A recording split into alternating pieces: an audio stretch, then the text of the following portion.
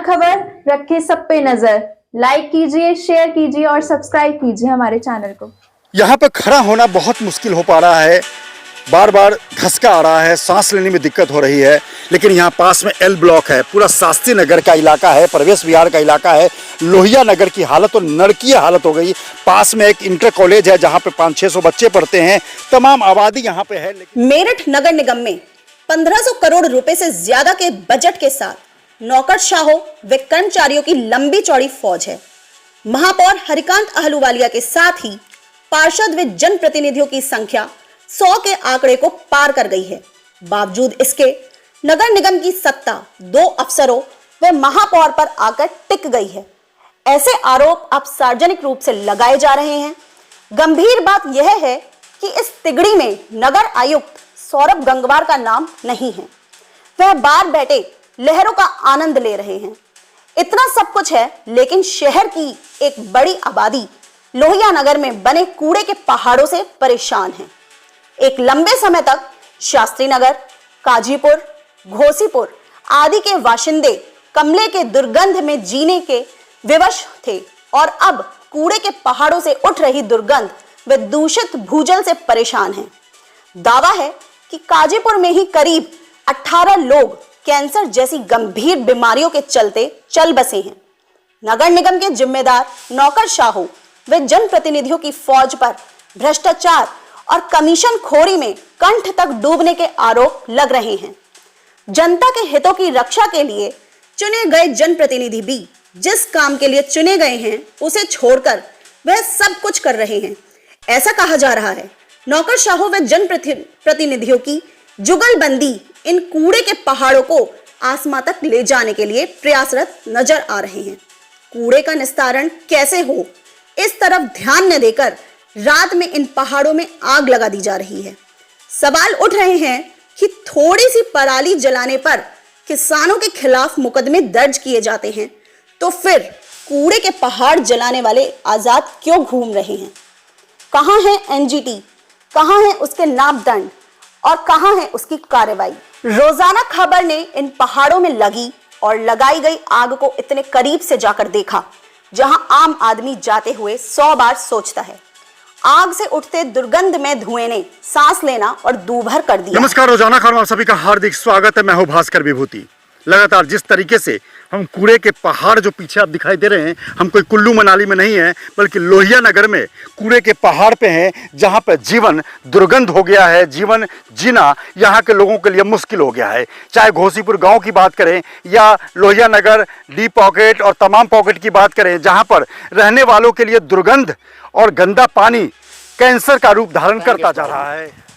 लगातार हम 4-5 सालों से कूड़े के पहाड़ के लिए आंदोलन कर रहे हैं। डीएम साहब को, नगर आयुक्त साहब को और नगर स्वास्थ्य अधिकारी साहब को हमने ज्ञापन देने का काम किया है और लगातार निरंतर हम इसका विरोध कर रहे हैं। हमारा गांव काजीपुर, घोसीपुर, नराड़ा, फपुंडा, जुन्नापुर, जाहिदपुर और हाजीपुर और लोहिया नगर में जितनी भी कॉलोनियां हैं, बी पॉकेट हो, सी हो, डी हो, ए हो, तमाम लोहिया नगर के वासी यहाँ पे पीड़ित हैं। और एक साल के अंदर अंदर हमारे गांव काजीपुर में 18 लोगों को कैंसर होने का काम इस कूड़े के पहाड़ के कारण हुआ है। और हमने 2 दिन इसमें धरना भी दिया था अगस्त में। और नगर आयुक्त साहब ने, जो नगर आयुक्त साहब नए आए हैं, उन्होंने यहाँ भ्रष्टाचार पकड़ा था। खाली बेड चला के ठेकेदार जो था ये इसका कूड़ा निस्तारण प्लांट का, वो खाली बेड चला के नगर निगम से पैसे हटने का काम कर रहा था। नगर निगम को वे बेवकूफ़ बनाने का काम कर रहा है। और हमारे क्षेत्र की जनता को जो कैंसर होने का काम है, सबसे बड़ा घातक जो बीमारी दे रहा है, वो एक कूड़े का पहाड़ दे रहा है। जब किसान भाई पे पराली जलाने पे मुकदमा हो सकता है, तो ये कूड़े के पहाड़ में जो निरंतर 15-20 दिन से आग लग रही है, बारिश के कारण आग बुझी थी, लेकिन 3 दिन से फिर लगने का काम हो रहा है। तो इन नगर निगम के भ्रष्ट अधिकारियों पे, नगर निगम के कर्मियों पे, इस नगर निगम पे मुकदमा क्यों नहीं हो पा रहा? दोहरी कानून व्यवस्था क्यों? ये जो आग लग रही है, इससे उत्पन्न धुएं से क्या फर्क पड़ रहा है लोगों पर? इससे जो आग लग रही है, गले में खराश हो रही है, आँखों में जलन हो रही है कूड़े के पहाड़ के कारण, और इससे मीथेन गैस निकलने का काम होता है जो मानव जाति को बहुत बड़ी हानि पहुंचाता है। उससे पंडित बख्शीदास इंटर कॉलेज है हमारा बराबर में, 800 छात्र आए हैं। प्रिंसिपल साहब बहुत परेशान है, बच्चे चक्कर खा खा के गिरने का काम करते हैं, वो पढ़ाई नहीं कर पा रहे, सांस नहीं ले पा रहे, पानी पी पी के उनके पेट में इन्फेक्शन हो रहा है, दर्द हो रहा है और उनके पेट में पथरी होने का हो रही है और उसका ऑपरेशन हो रहा है। वो अपनी पढ़ाई नहीं कर पा रहे, उनका जीवन भी अंधकार में और भविष्य भी अंधकार में है। अभी हाल फिलहाल में भी आप बता रहे थे कि कुछ आंदोलन करने जा रहे हैं। इसमें हम 19 तारीख को भूख हड़ताल पे बैठने वाले थे, लेकिन जो हमारे पड़ोसी देश के कारण जो तनातनी थी उसमें हमने पीछे डेट कर दी है। डेट घोषित करेंगे अपने साथियों से, अपने जो कार्यकर्ता हैं अपने साथियों से बात करके डेट घोषित करेंगे। उसमें हम भूख हड़ताल में बैठने का काम करेंगे, आमरण अनशन करने का काम करेंगे, क्योंकि अगर क्षेत्र की जनता, अगर जनहित में अगर लोग ही जिंदा नहीं रहेंगे तो ऐसे पैसे का, ऐसे जीवन का क्या फायदा। इसमें जनप्रतिनिधियों, विशेष रूप से मेयर और यहाँ के पार्षद, वो क्या एक्शन ले रहे हैं? वो उनकी दृष्टि से जो घोटाला या जो चीज़ चल रही है, अनियमितता चल रही है, उन पर पड़ रही है, नहीं पड़ रही है? जितने भी मौजूदा सरकार के जनपद प्रतिनिधि हैं, पार्षदगण हैं और मेयरगण हैं और हमारे क्षेत्र के मंत्री विधायक हैं, बड़े बड़े नेता हैं और जो नगर स्वास्थ्य अधिकारी हैं, नगर निगम के स्वास्थ्य अधिकारी हैं, वो भ्रष्ट हैं। इस टाइम पैसा कमाने में लगे हुए हैं, उन्हें लोगों की जीवन से कोई मतलब नहीं है। वो केवल और केवल कागजों में काम करके पैसा कमाने का काम कर रहे हैं। सब मिले हुए हैं, कोई भी जनता के हित की काम नहीं कर रहा, सब। लेकिन जनप्रतिनिधियों का काम तो केवल जनता के हितों की रक्षा करना होता है, तो क्या यहाँ पर भी ऐसा हो रहा है? यहाँ पे तो उल्टा हो रहा है। वो तो लोगों में जहर घोलने का, हमारे क्षेत्र में जहर घोलने का काम कर रहे हैं। जनप्रतिनिधि लोगों को मारने का काम कर रहे हैं। उन्हें लोगों के जीवन से कोई मतलब नहीं है, उन्हें केवल पैसा चाहिए। लोगों की मौत पे पैसा कमाने का काम कर रहे हैं क्षेत्र में। यहाँ पर धुआं, एनजीटी के सख्त आदेश है पूरे इंडिया में कि कहीं पर आग पराली में हो या कूड़े में हो, आग नहीं लगानी है तो नहीं लगानी है। सरकार हो, केंद्र सरकार हो या राज्य सरकार, पर लगातार एनजीटी जुर्माना करता है। जो सूत्रों से जानकारी मिली है, नगर निगम पे भी जुर्माना कर चुका है, लेकिन नतीजा वही ढाक के 3 पात। अब देख सकते हैं किस प्रकार से वहाँ पे कूड़े के पहाड़ में आग लगाकर इसे कम करने की कोशिश की जा रही है, लेकिन नाकारा सिस्टम, नाकारे अधिकारियों को इतनी समझ नहीं है कि यहाँ रहने वालों के लिए ये धुआं कितना तरीके से बर्बाद कर सकता है। हमारा यहाँ रहना मुश्किल हो रहा है, सांस लेना मुश्किल हो रहा है, और यहाँ से चंद कदम की दूरी पर तमाम लोहिया नगर के लोग रहते हैं। आप देख सकते हैं कि किस तरह से घर बने हुए हैं, यहाँ लोग रहते हैं। यहाँ पर कई पब्लिक स्कूल भी हैं, डीएवी है, सत्यकाम पब्लिक स्कूल है और तमाम public, saint Francis public school है, एमएसएम है। तमाम स्कूलों के बाद भी अगर ये हालत है तो एनजीटी को सख्त कदम उठाने की जरूरत है।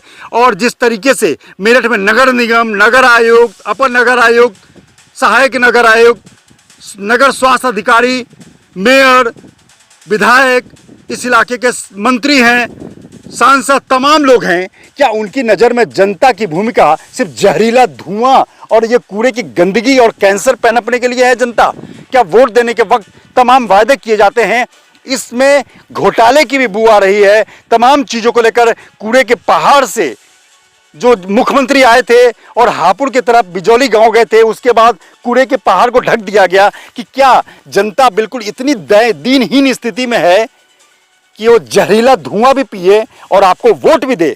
सोचिए, आप अधिकारी बने हैं, आईएएस आईपीएस जो भी बने हैं, अधिकारी बने हैं या मेयर बने हैं या विधायक बने, मंत्री बने हैं, इस समस्या के निस्तारण के लिए बने हैं और जनता को सही सुविधा देने के लिए बने हैं। जरा सोचिएगा, मैं यहाँ पे इसलिए आए, हम यहाँ पे इसलिए आए ताकि आपको दिखा सके कि नज़दीक की क्या स्थिति है और लोहिया नगर वासियों के दर्द क्या है, जो आपको हम सुनवाएंगे।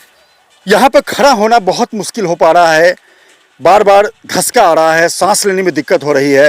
लेकिन यहाँ पास में एल ब्लॉक है, पूरा शास्त्री नगर का इलाका है, प्रवेश विहार का इलाका है। लोहिया नगर की हालत तो नरकीय हालत हो गई। पास में एक इंटर कॉलेज है जहाँ पे 500-600 बच्चे पढ़ते हैं, तमाम आबादी यहाँ पे है। लेकिन जिस तरीके से जहरीले पानी को, जहरीले धुएं को जब ये आग लगाया जाता है यहाँ पे, तो आग लगने के बाद धुआं जो है वो मोहल्लों की तरफ, आबादी की तरफ जाता है, जिससे गंदे कूड़े में, बिल्कुल गंदगी में आग लगने के बाद जो मीथेन गैस बनता है, जो जहरीला गैस बनता है, उसके धुएं को लेने के लिए लोग मजबूर हो रहे हैं। और बोलते बोलते हमें भी धक्का आ रहा है कि किस तरीके से लगातार इस गंदगी और नरकीय स्थिति को झेलने के लिए मेरठ की जनता है। प्रदेश में सुशासन, शुचिता की बात होती है, योगी सरकार की बात होती है, लेकिन इस वक्त सरकार, योगी सरकार कहाँ चली? नमस्कार, इस बड़ी खबर के प्रायोजक हैं हीरा वाले, डायमंड का एक्सक्लूसिव शोरूम, लाला का बाजार, निकट घंटाघर, मेरठ। यहाँ डायमंड, लैब ग्रोन डायमंड व पोल की ज्वेलरी बहुत कम रेट पर उपलब्ध है। तो आज ही आइए और हीरा को ले जाइए अपने घर। कॉल करें 8181030381 पर। रोजाना खबर रखे सब पे नजर। लाइक कीजिए, शेयर कीजिए और सब्सक्राइब कीजिए हमारे चैनल को।